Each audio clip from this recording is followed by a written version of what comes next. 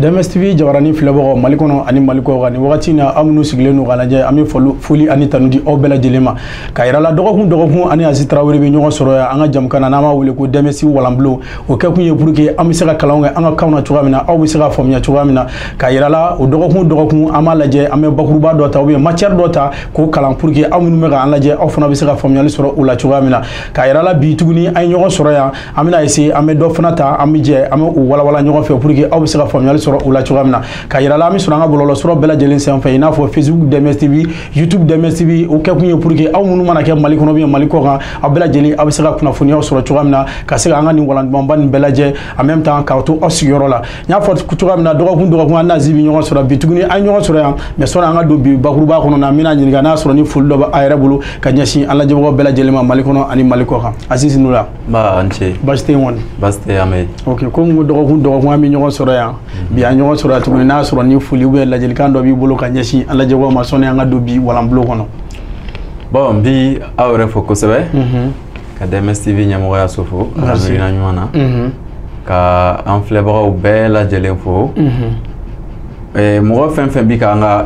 video ninnu ɲɔgɔn fana ladege réseau kan a ka ɲi kosɛbɛ an ye dɔw ye olu b'a kɛ ni espagnol ni bamanankan ye o ka ɲi dɔw b'a kɛ ni dɔw yɛrɛ bɛ chinois kan ɲɛfɔ a la o ka ɲi m'a ye bɛɛ bɛ se min na o b'o de la o de la ko diɲɛ kɔnɔ walasa ka ko daminɛ a ma se e ka kɛ meilleur ye walasa k'a daminɛ quoi mais ji ye ka kɛ fɔlɔ ye walasa k'a daminɛ voilà o la i bɛ taa sɔrɔ o la mɔgɔ wɛrɛ bɛna don a la minnu bɛ domaine dɔw yɛrɛ dɔn kosɛbɛ ka tɛmɛ e yɛrɛ kan donc o la i b'a ye tagaɲɛ bɛ na sisan o tɛ donc leçon ninnu bɛ kɛ cogo min na ekɔliso la an tun y'a fɔ cogo fɔ ka tila ka misaliw yira bi ta ye an bɛna leçon min kɛ a bɛ kɛ kilasi 8 a bɛ kɛ kilasi 9 segin bɛ k'a kan kilasi 11 segin bɛ k'a kan kilasi 12 a bɛ tila ka kɛ université lama ye kilasi 5 o bɛɛ bɛ dɔɔni de bɛ fara a kan mais a bɛ daminɛ kilasi 8 de la donc an b'o de ɲɛfɔli kɛ bi mɔgɔw k'a ye a kalan bɛ kɛ cogo min na parce que an bɛ ka kalan caman fana bila dugumala kan dɔɔni sabula yen de fana yɛrɛ ye kalan yɛrɛ ye dugumana sɔrɔ an ka se sanfɛla ma voilà m'a ye siɲɛ dɔ la an ye nombre complexe kɛ n'i bɛ se plus ni moyen kɛ cogo la donc gɛlɛyaba t'a la ɲɛfɔli dɔrɔn de parce que o ye ne ka domaine ye y'a ye voilà donc basiba tɛ yen bi ta ye physique ye quantité de chaleur ok komi n y'a fɔ cogoya min na en même temps Aziz yɛrɛ bɔra ka fɛn caman fɔ sisan faamuyaliw bɛ sɔrɔ min na o hukumu kɔnɔna an bɛ tɛmɛ ni bi bakuruba ye a yɛrɛ y'a fɔ cogoya min na ko physique a yɛrɛ y'a fɔ kuma dɔ la titre minnu bɛ yen an bɛ se k'o to tubabukan na don n'a nataw la sɔnni a ka yɛlɛmɛ donc misiw bɛ se ka kumakan minnu b'a kɔnɔ k'a fɔ bamanankan na a kun tɛ dɔ wɛrɛ pour que olu fana bɛ se ka a faamuya cogoya min na ok Aziz voilà donc walasa mɔgɔw ka quantité de chaleur faamuya o ti dɔ wɛrɛ ye funteni hakɛya de ko don misali la funteni hakɛya misali la n'i taara ji ta robinet na n'i taara ji ta robinet na i kɔni b'a dɔn a wulilen tɛ i nana n'a ye ka n'a sigi tasuma sanfɛ waatinin kɔnɔ miniti 15 bien heure 1 ɲɔgɔn na a bɛ kalaya f'a bɛ wuli i ɲɛ b'a la donc a bɛ fɔ ko ji kalaya la mun y'a to a kalaya la a ye funteni hakɛya dɔ de minɛ ka kalaya donc nin yɔrɔ la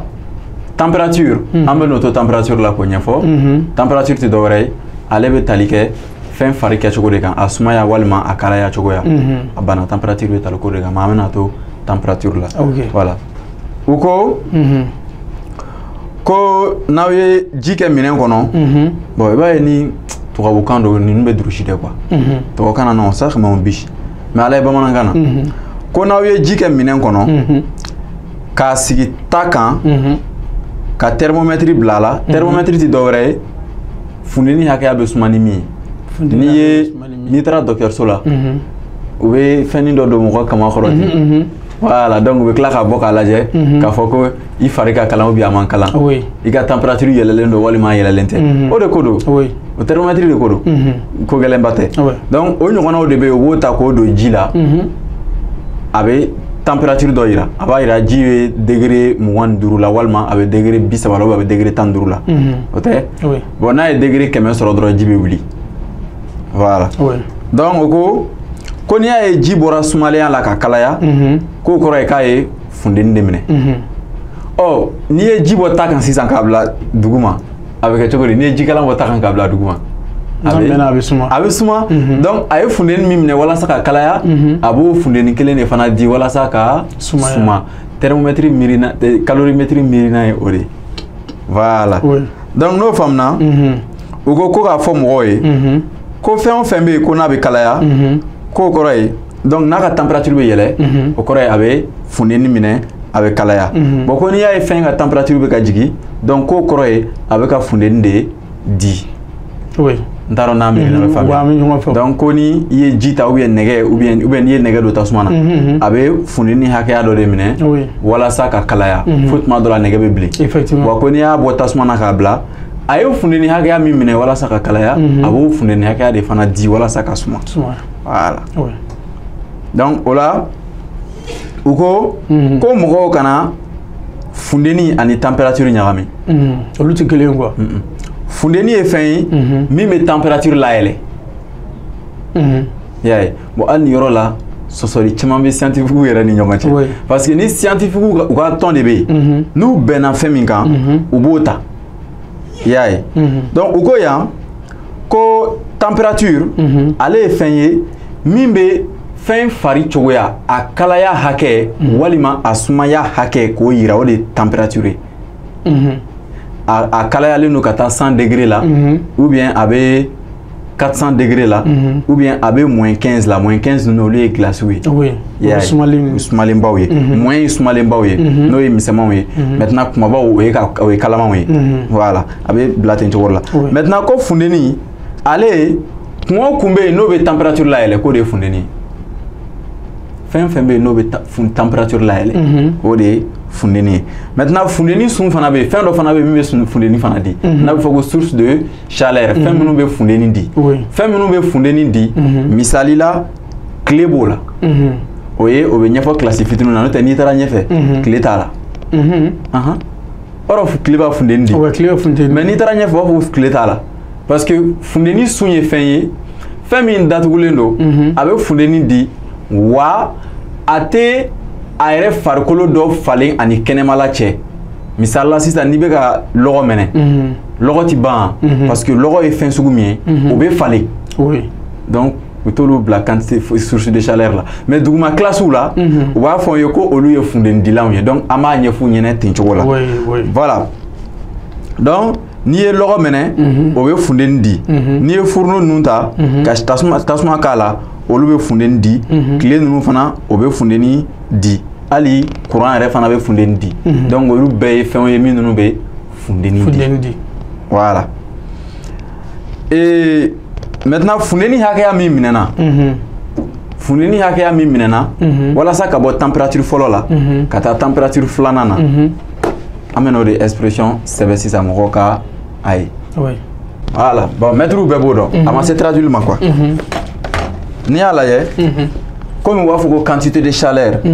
quantité de sɛbɛn ni Q ye donc Q a filɛ k'o bi bɛn n'i ye ji ta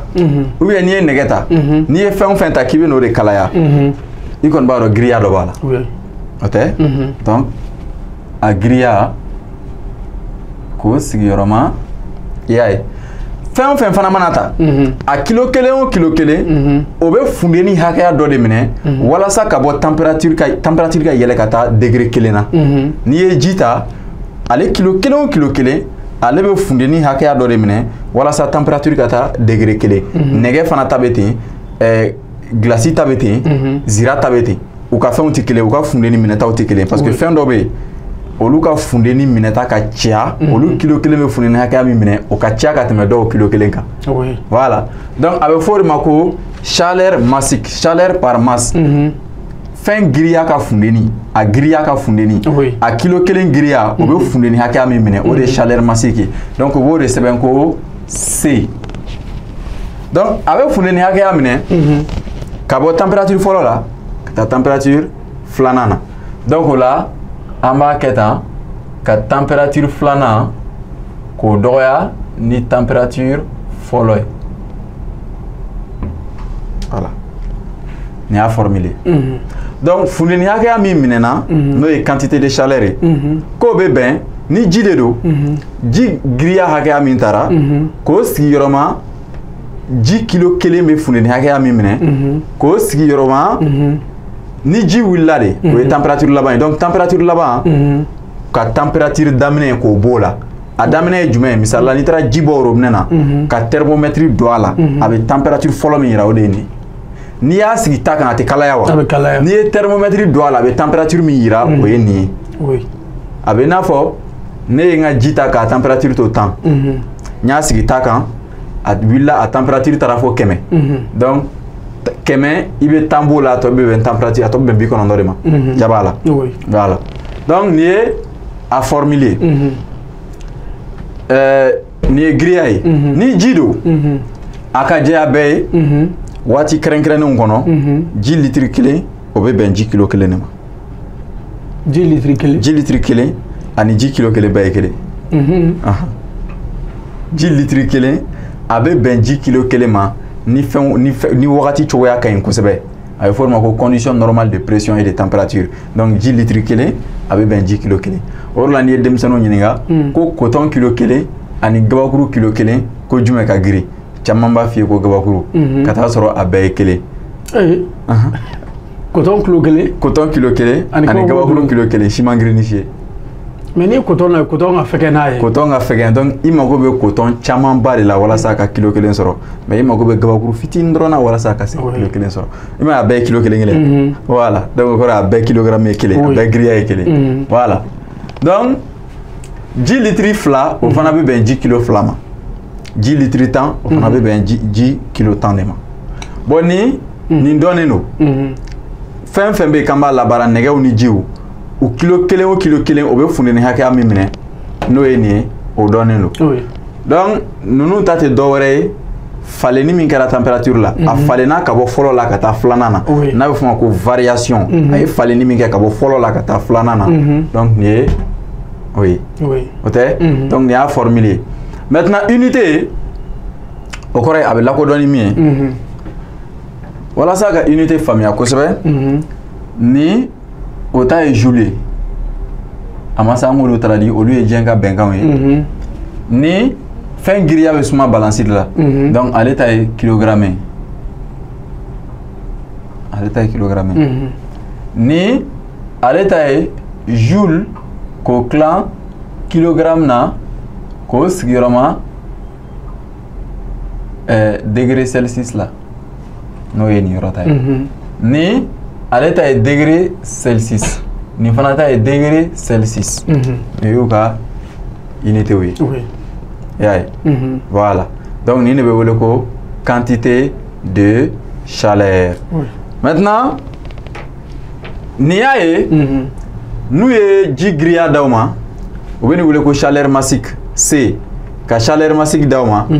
n'o ye giriya funteni ye ka température laban d'aw ma ka fɔlɔ d'aw ma k'aw ka ji ye funteni hakɛya min minɛ walasa ka bɔ nin na ka taa nin na k'aw k'o jate o bɛ jate tan nin y'a formule an b'o kɛ fɔlɔ ye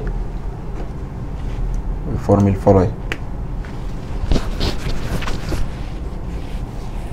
voilà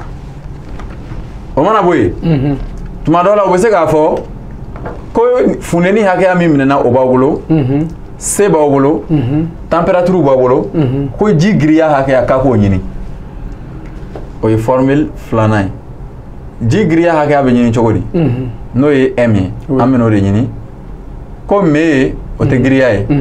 o bɛ bɛn mathématique bɛ kɛ denmisɛnninw kun ko min na walasa u ka se ka ninnu fɛn ninnu faamuya donc n'aw mago bɛ nin de la aw bɛ nin ta k'o tilan nin bɛɛ la nin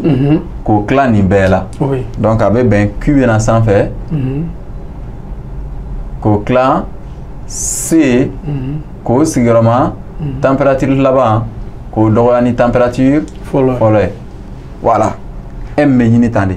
donc ni nɛgɛ de don ni ji don a giriya bɛ ɲini tan de donc n'a sɔrɔ funteni hakɛya dira aw ma ka température laban di ka température fɔlɔ di a kilo kelen bɛ funteni min minɛ k'o fana di n'o ye C donc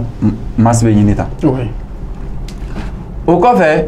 n'aw mago bɛ température de falennen na a b'olu fila tire o filɛ température filanan k'o dɔgɔya ni fɔlɔ ye o bɛ bɛn Q k'o tilan nin sigiyɔrɔmalen nin na voilà i m'a ye o fana bɛ tiri ni cogo la oui donc ni mago bɛ yan na i bɛ yan de ta k'o tila nin fila la ni k'o tila nin fila la o de bɛ bɛn nin ma ɔ n'a mago bɛ yan fana na C an bɛ nin de ta tuma bɛɛ k'o tila nin ni nin na voilà donc C ale bɛ bɛn an bɛ Q ta tuma bɛɛ sabula o de bɛ égal kɔfɛ k'o tila masi ale sigiyɔrɔmalen température filanan k'o dɔgɔya ni température fɔlɔ ye voilà y'a ye donc u bɛ ɲini nin ɲini cogo ninnu de la maintenant n'a aw mago bɛ température filanan de la aw dan ye dɔrɔn ka nin dɔrɔn bila ka taa yan n'aw mago bɛ température nin de la aw bɛ nin ta k'o bila ka taa yan ka sɔrɔ ka moyen bɔ a bɛɛ la a bɛ taa ten cogo la donc an ka température filanan an bɛ n'o ɲini température filanan ale bɛ bɛn yan fɔlɔ puis k'o tila MC ni nin bɛ taa a bɛ kɛ plus ye k'o fara température fɔlɔ kan nin ye température filanan sɔrɔ cogo ye n'aw mago bɛ température fɔlɔ de la moyen min bɛ an b'ale tirer n'o ye fɔlɔ donc moins T1 o tɛ o bɛ bɛn nin bɛɛ a tɛ k'o dɔgɔya ni température filanan ye o tɛ komi moyen bɛ yan n'an bɛ fɛ ka moyen bɔ yen sisan an b'a bɛɛ sigiyɔrɔmani misɛn ye n'o ye moyen ye donc nin bɛ yɛlɛma ka kɛ kafoli ye nin bɛ kɛ dɔbɔli ye nin bɛ kɛ voilà nin bɛ kɛ kafoli ye a bɛ kɛ tan de donc température filanan bɛ ɲini tan température fɔlɔ bɛ ɲini tan mais tuma caman na kilasi kɔnɔ u tɛ nin yɔrɔw tirer ka yira denmisɛnninw na u b'a da nin de ma donc n'i ye nin bɛɛ yir'u la u mana ɲininkali mana tunga u la cogo o cogo la nin fɛn na u kan ka se ka a kɛ u bɛ se k'a kɛ voilà bon n'i bɛ nin exercice corriger n'a dira i bɛ formule de sɛbɛn fɔlɔ n'i ye formule sɛbɛn i bɛ sɔrɔ ka formule nɔna bila ni a hakɛyaw ye o ye hakɛ min di nin ma ka di nin ma ka di nin ma ka di nin ma an bɛna tila ka exemple kelen corriger mɔgɔw k'a faamuya voilà donc nin ye a kelen kelenna bɛɛ tirer cogo ye nin ye voilà donc n'o faamuna u ko cogo di ko principe fondamentaux de la calorimétrie o kɔrɔ ye mun ye funteni kalanni na bɛnkanba dɔw b'a la tagabolo dɔw b'a la o dɔ bɛ yen o ye taa ni ka segin ye yɛlɛmali taa ni ka segin yɛlɛmali o tɛ transformation ye k'a yɛlɛma ka taa ka tila ka yɛlɛma ka segin donc taa ni ka segin o kɔrɔ ye jumɛn ye ko funteni hakɛya min bɛ di fɛn ma walasa ka bɔ température fɔlɔ la ka taa filanan na o kɔrɔ ye n'i ye fɛn o fɛn ta a bɛ funteni hakɛya min minɛ walasa ka bɔ température fɔlɔ la ka taa température filanan na o tɛ ko o ni funteni min fana bɛ di walasa ka bɔ filanan na ka jigin ka taa fɔlɔ la k'o bɛɛ ye kelen k'a fɔ ko o bɛɛ ye kelen donc ko n'i ye ji ta sisan misali la ji bɛ funteni hakɛya min minɛ walasa ka bɔ degré fɔlɔ la ka taa filanan na o funteni hakɛya dɛ a b'o de fana di walasa ka bɔ filanan na ka na fɔlɔ la a b'i n'a fɔ n'i bɛ bɔ Mali la ka taa Faransi i bɛ dépense min kɛ ka bɔ Mali la ka taa Faransi i b'o dépense kelen de fana kɛ ka bɔ Faransi ka jigin ka na Mali la n t'a dɔn n'an bɛ ɲɔgɔn faamuya voilà donc taa ni ka segin in ka bɛ o de ma donc a bɛ funteni hakɛya min minɛ ka bɔ yan ka taa yan a b'o funteni hakɛya kelen de di walasa ka bɔ yan ka jigin ka na yan o dɔrɔn de ko don transformation inverse donc taa ni ka segin kɔrɔ tɛ dɔ wɛrɛ ye funteni hakɛya min bɛ minɛ walasa ka taa o kɔrɔ ye ka bɔ fɔlɔ la ka taa filanan na k'o funteni hakɛya de fana bɛ di walasa ka bɔ filanan na ka taa fɔlɔ la voilà ka na fɔlɔ la a banna bon denmisɛnninw bɛ nin durusi u bɛ t'u sigi a bɛ fɔ k'u ka a principe énoncé u bɛ miiri daminɛ ni panna mot kelen kunna c'est fini ko n'i ye fɛn o fɛn ta n'o ye kɔɔri ye n'i ye kɔɔri o kɔɔri ta kɔɔri tɛ dɔwɛrɛ ye a bɛ se ka kɛ farikolomafɛnw de ko don ji b'o la nɛgɛ b'o la yiri b'o la k'a bɛ funteni hakɛya min minɛ walasa ka bɔ température fɔlɔ la ka taa filanan na i m'a ye k'a minɛ a bɛ funteni hakɛya min minɛ walasa ka bɔ fɔlɔ la ka taa filanan na k'a b'o funteni hakɛya kelen de di ka bɔ filanan na ka jigin ka na fɔlɔ la ouais ba donc k'a funteni bɛɛ ye kelen o mana bɔ yen funteniw ka falenni fana bɛ yen funteniw ka falenni ko n'i ye fɛn fila ɲagami ɲɔgɔn na min ninnu funteni hakɛya tɛ kelen ye donc u ka température tɛ kelen ye u fari kɛcogo tɛ kelen ye a bɛ i n'a fɔ n'i ye jikalan ni jisuma ta u kɔni tɛ kelen ye fo yɛrɛ bɛ fɔ an ye zana la ko jikalan fila tɛ ɲɔgɔn suma donc ko n'i ye jikalan ni jisuma kɛ ɲɔgɔn kan jikalan ale b'a ka funteni di jisuma ma walasa ka suma donc jikalan ale bɛ suma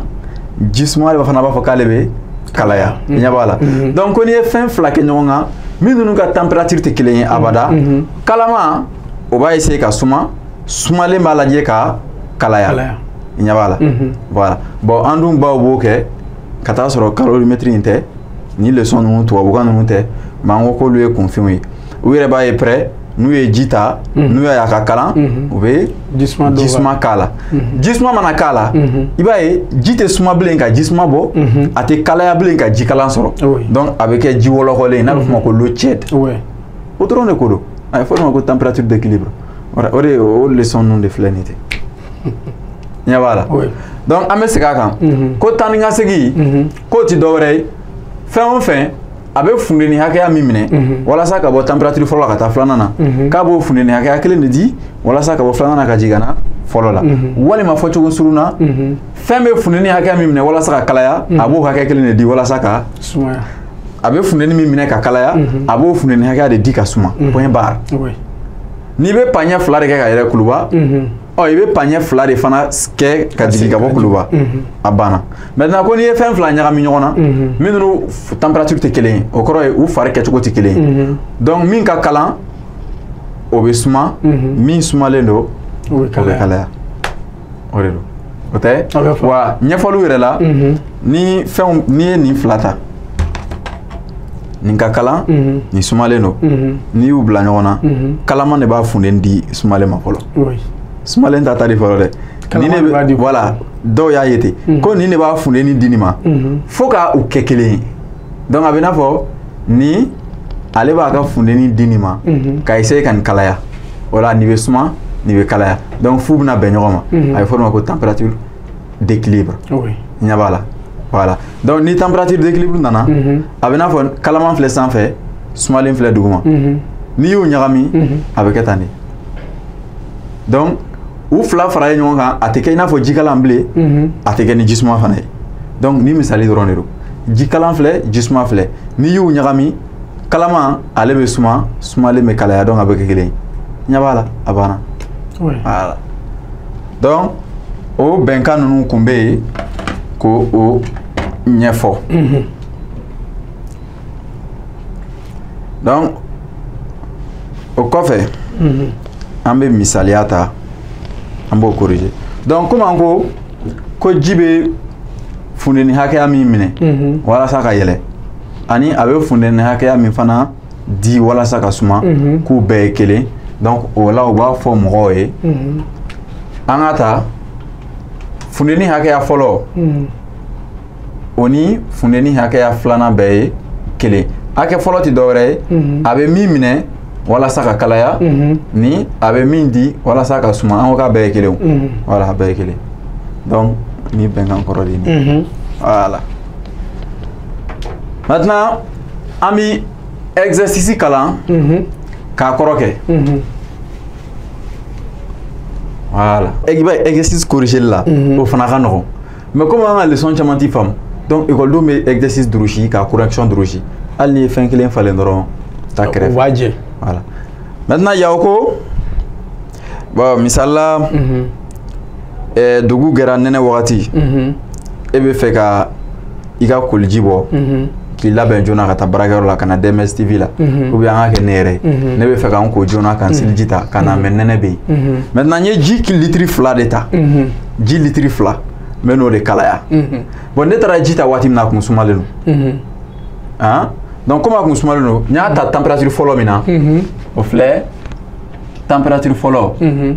o tun ye degré 10 ani 5 ye nɛnɛ wagati bon a sumalen don tɛ se ka ko nin na bon n b'i fɛ ka a kalaya hali n'a ma wuli parce que n'a wulila o man ɲi kosɛbɛ n bɛ fɛ k'a kalaya k'a bɔ 15 la ka taa n'a ye fo 40 degré 45 la o tɛ n ka ji yɛrɛ giriya n'o ye a giriya ye o ye litiri 2 ye n'o bɛ bɛn 2 kilogrammes ma o tɛ voilà maintenant ji kilo 1 kilo 1 n'o ye C ye o bɛ funteni hakɛya min minɛ o bɛ bɛn nin de ma voilà 480 cuit voilà joule kilogramme Celsius voilà maintenant sisan ne kan ka funteni hakɛya min don n ka ji kɔrɔ ko kɔngɔ de jate ne kan ka funteni hakɛya min don n ka ji kilo 2 kɔrɔ ji litiri 2 kɔrɔ walasa k'a bɔ degré 15 la ka taa n'a ye degré 45 la ne kan ka o de ɲini sisan formule filɛ n bolo maintenant a bɛ taa cogo di an bɛ formule b'an bolo o y'o bannen donc an b'a fɔ k'an bɛna u nɔna bila ekɔliso la u b'o de fɔ denmisɛnninw ye ko AN application numérique donc ka baara kɛ ni jatedenw ye donc jatedenna baara y'a ye jatedenw ka jatedenna baara ka baara kɛ ni jatedenw ye o kɔrɔ ye ni ale kɛlen don ni siginidenw de ye siginidenw ye alphabet de ye quoi n'a bɛ f'o ma ko expression littéraire donc an bɛna o de nɔna bila sisan ni a hakɛyaw ye donc ko Q k'a bi bɛn giriya n'o ye masse o tɛ D o tɛ 2 ye fila k'o sigiyɔrɔma C la o tɛ nin ye 480 k'o sigiyɔrɔma température filanan 45 k'o dɔgɔya ni 10 ani 5 ye o bɛ bɛn joli ma n t'a dɔn n'an bɛ ɲɔgɔn faamu ɲɛ b'a la formule b'an bolo miirinan fana faamuyara n kan ka nin ji in de kalaya funteni hakɛya min kan ka don a kɔrɔ walasa a ka bɔ degré 15 la ka taa degré 45 la minnu dɔrɔn jate voilà donc ka 2 sigiyɔrɔma nin na o ye fu ye ka 2 sigiyɔrɔma nin na o ye 10 ani 6 ka 2 sigiyɔrɔma nin na 2 3 8 k'o sigiyɔrɔma ka nin k'o bɔ nin na o ye tɛ 30 ye voilà ɲɛ b'a la fi ɲɛ b'a la a jate bɛ kɛ nin cogo de la donc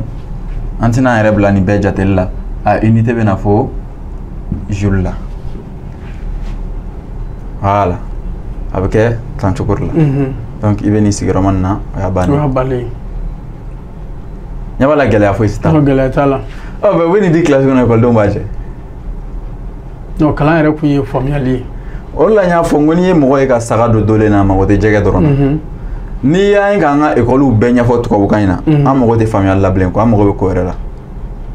soit an bɛ fɛ ka tubabukan de mɛn ka dɔɔni to yen walima i bɛ dɔɔni kɛ i bɛ tubabukan in i b'o nɛmɛ bon min dun ka teli n'i ye dɔɔni sɔrɔ i bɛ se ka tubabukan in mɛn o ka nɔgɔn mais n'i fana y'i sinsin tubabukan in kan fɛn caman bɛ taa k'i to y'a ye donc a kɛcogo ye filɛ nin ye gɛlɛya fosi t'a la ekɔliden redoubler bɛ nin na voilà donc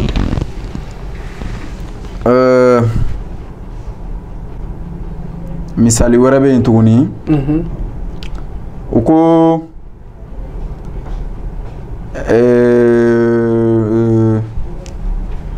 u ye ji dɔ de ta ji min giriya bɛ taa bon a giriya bɛ taa fo garamu 100 o ye ji giriya ye o tɛ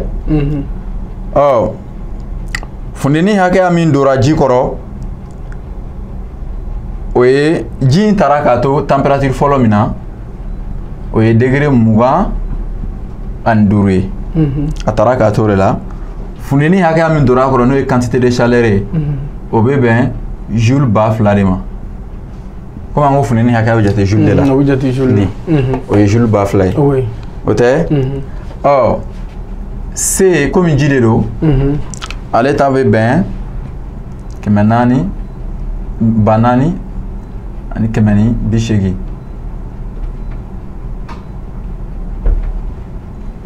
o tɛ ɔ u ko nin funeni hakɛya de dora nin ji giriya in kɔrɔ walasa k'a bɔ température fɔlɔ la ka taa n'a ye température filanan na ɔ k'an ka température filanan in de ɲini k'an k'o de ɲini i y'a ye fɔlɔ misali fɔlɔ tun ye u ye ji giriya d'a ma n'o ye masse ye ka C d'a ma n'o ye chaleur massique ye ka température filanan d'a ma ka température fɔlɔ d'a ma donc funeni hakɛya min dora an ka koliji kɔrɔ an y'o de ɲini nin ye maintenant yan u ko funeni hakɛya min dora koliji kɔrɔ k'o b'a bolo ji hakɛya o b'aw bolo o tɛ C fana b'aw bolo ɔ ko nin funeni hakɛya in bɛ ji bɔ degré 15 la ka taa n'a ye degré joli de la sisan an mago b'o de la donc a bɔra température fɔlɔ la o 25 ye a bɛ taa joli de la komi an ko ni funeni hakɛya dora ji kɔrɔ ni ji ye funeni hakɛya minɛ a bɛ bɔ fɔlɔ la a bɛ taa filanan na ɔ yan u ko funeni hakɛya fila bolo a dora ji min kɔrɔ o filɛ ji in taara robinet na k'a to degré 25 la ɔ ko ji in kalayala donc a kalayala a taara température joli de la sisan ɲɛ b'a la donc a taara température hakɛ min na an bɛ n'o de ɲini an b'an ka formule lajɛ an tun y'u dilan ka tɛmɛ mais an b'a bɔ ɲɔgɔn fɛ fo an b'a bɔ ɲɔgɔn fɛ n'i y'a lajɛ sisan formule yɛrɛ yɛrɛ filɛ o tɛ ni o filɛ ni o filɛ ni o filɛ ni o filɛ donc nin de t'an bolo donc walasa an ka nin sɔrɔ an bɛ nin bɛɛ de ɲini fɔlɔ ka sɔrɔ ka nin kelen ɲini voilà dɔɔni dɔɔni a bɛ taa ten de an bɛ nin bɛɛ ɲini température filanan k'o dɔgɔya ni température fɔlɔ ye o tɛ yan ye o bɛ bɛn ni o bɛ tila nin fila de la puis k'o tila M sigiyɔrɔmalen na C la maintenant an mago tɛ température filanan de la donc nin de bɛ bɔ yen sisan ale bɛ taa yan donc température filanan ale bɛ bɛn tɛ ka température fɔlɔ fara o kan a formule de filɛ nin i y'a ye donc komi formule sɔrɔla baara wɛrɛ tɛ yen ka a kɛ ni ka jateden na baara daminɛ sisan k'a kɛ ni jatedenw ye o tɛ a bɛ kɛ ni jateden ye cogo di température filanan a bɛ bɛn Q o filɛ o ye ba fila ye k'o tila M sigiyɔrɔmalen C la M ye nin ye bon anw ka M kan ka d'an ma kilogramme de la mais yan o y'a di gramme na donc an bɛ taa n'a ye kilogramme na a bɛ taa kilogramme na cogo di a filɛ kilogramme filɛ hectogramme filɛ décagramme filɛ gramme filɛ u ko gramme 100 kelen fila nin ye gramme 100 ye donc n'an bɛna kilogramme fɛ yen an bɛ na yan nɔ an bɛ taamasiyɛn bila donc o kɔrɔ ye ko nin ale bɛ bɛn fu wururu kelen kilogramme jate la an bɛna nin conversion fana kɛ don wɛrɛ mais komi 8e ni 9e ni terminal b'a sɔrɔ écoledenw bɛ nin conversion dɔn ka ban kɔ donc a bɛ kɛ ten donc an ka ji giriya o filɛ an bolo nin a sɔrɔla kilogramme na donc an b'a sigi a tɛ yan de an b'a sɛbɛ o tɛ k'a sigiyɔrɔma C la o tɛ k'a sɔrɔ ka température fɔlɔ fara o kan ou bien température fɔlɔ bɛ fara kan o ye joli ye température fɔlɔ ye 25 degré 25 voilà bon jatew la a ka kan ka bɛn an b'a lajɛ an b'ale jate k'a fɔ an b'a jate a bɛ jate cogo di an bɛ ba fila k'ale tilan ni k'o sigiyɔrɔma nin na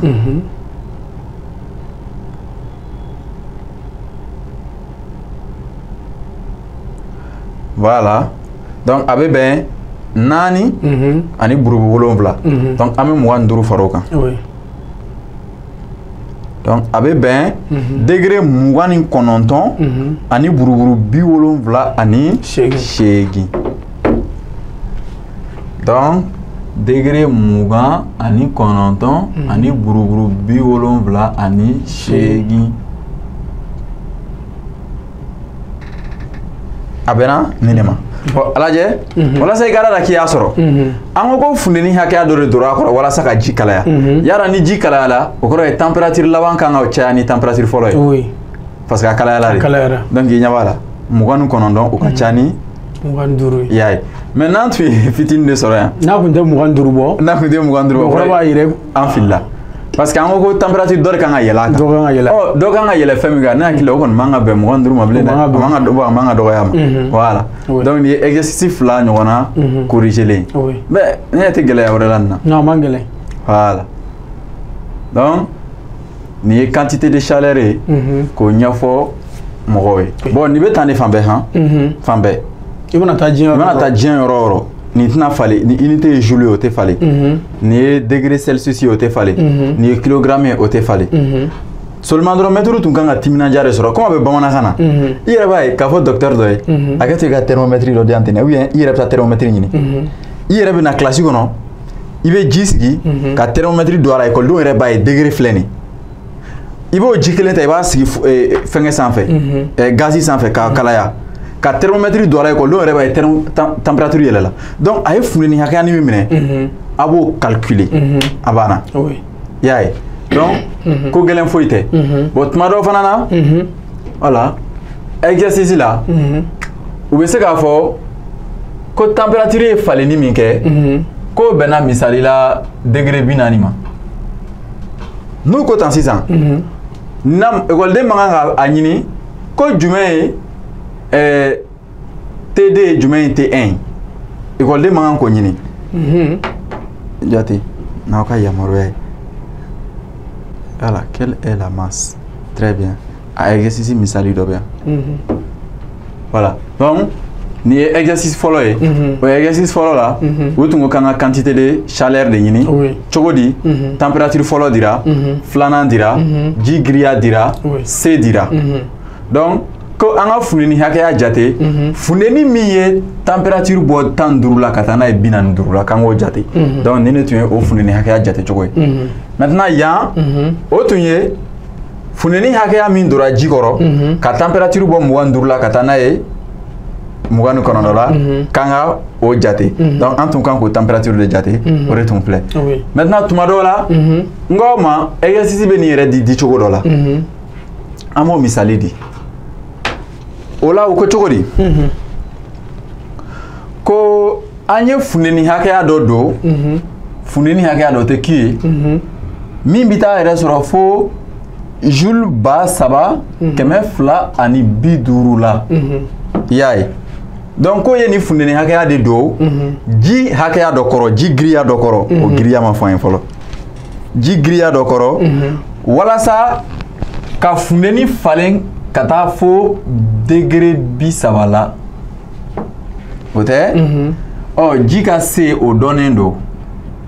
o tɛ falen voilà ale tɛ falen donc k'an ka ji giriya de ɲini sisan ji ka masse k'an k'o de ɲini voilà yan ɲɛfɔli min bɛ nin na u ko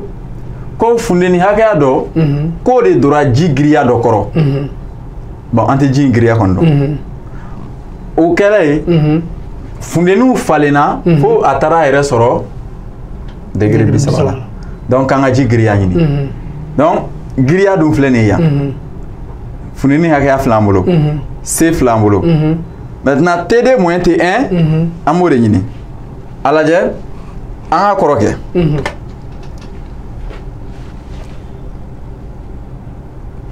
voilà jaabi n'an b'a jaabi kɛ bɛnkan fɔlɔ filɛ an mago bɛ masi de la an b'ale tirer masi bɛ ɲini cogo di ni o de bɛ tila nin bɛɛ la donc Q k'o tila ninnu na o tɛ voilà maintenant Q b'an bolo o filɛ C b'an bolo o filɛ nin dɛ o ye nin fila de ye ten température filanan ka fɔlɔ b'o la o de bɛ bɛn nin ma donc température ye falili min kɛ dɛ o de bɛ bɛn nin ma yan température fɔlɔ ni température filanan ko kuma tɛ yen dɛ olu bɔlen ɲɔgɔn na kaban o de ye nin ye donc température ye falili min kɛ o de ye nin ye donc an bɔra T1 T2 moins T1 yan o de filɛ nin ye donc filanan bɔ fɔlɔ la i t'o jate voilà donc o de filɛ an bolo nin donc o de bɛ bɛn sisan Q o tɛ nin ye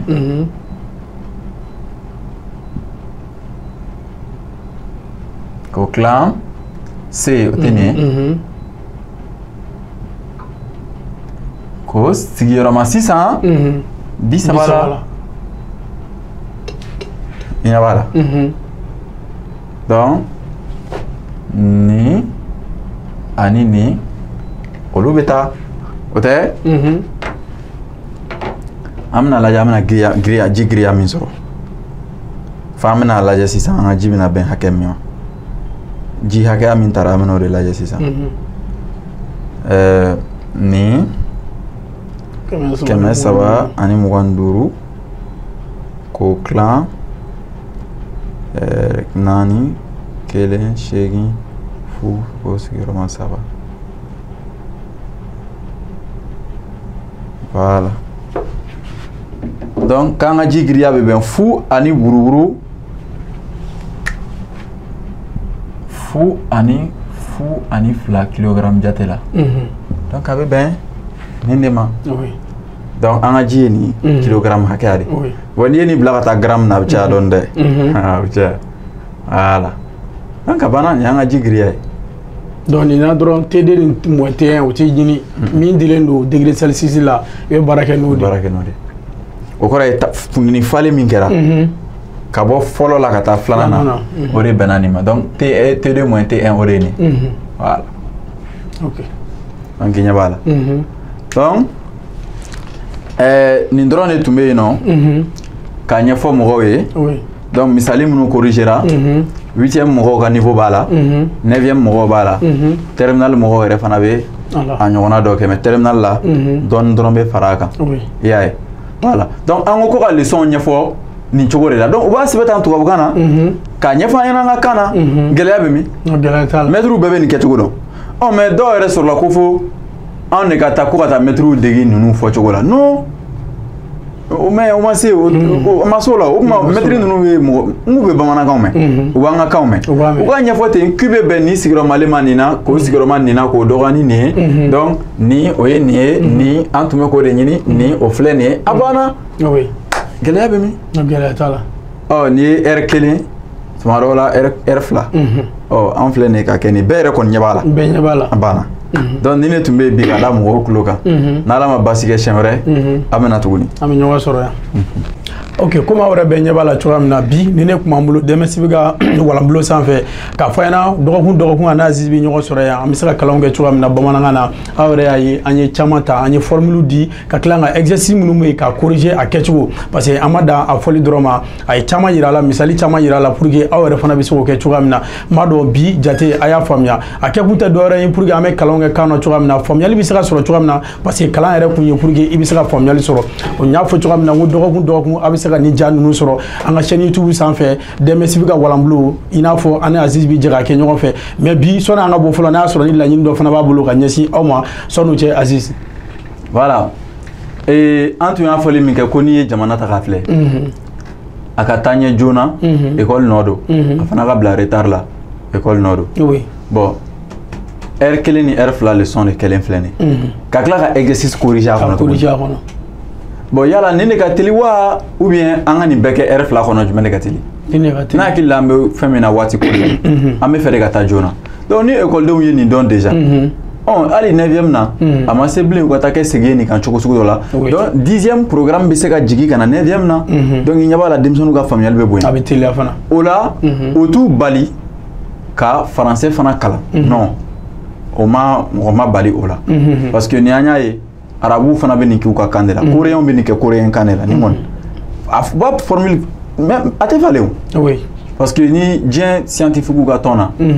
nous benaminka bébé c'est ikon yamarale no ka nyefo ika kana mais kede na foko non ni ti juillet ki bo fale ni te kilogramme ki bo fale choko dola olu chemay donc be kon nyabala akatili oui donc amako be telima ani familiali amako bolela oui donc maître bc ka timinanja soro ko yere débrouiller dondoni ka nyefo tantôt nous te mo fin don ou kanu yere ska ko traduire misala Celsius ama gote ko lu traduire nous nanga mulu do traduire en fana bena en yere éloigné ka te fambe tunu donc wo chamay